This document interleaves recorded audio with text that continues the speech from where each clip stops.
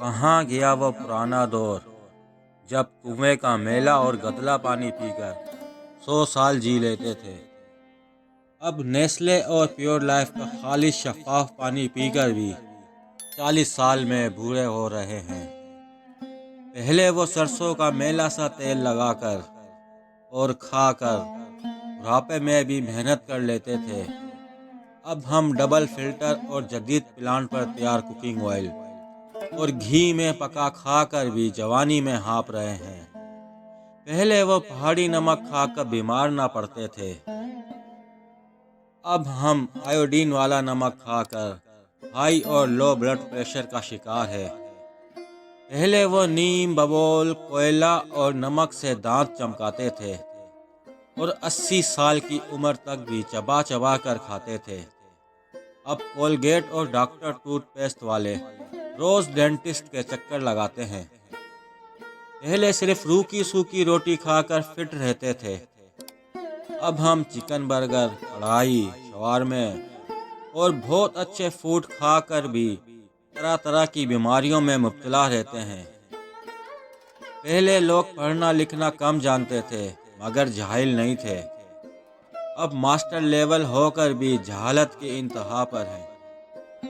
پہلے حکیم نفس پکڑ کر بیماری بتا دیتے تھے، اب MBBS ڈاکٹر ساری جانچ کروانے پر بھی بیماری نہیں جان پاتے۔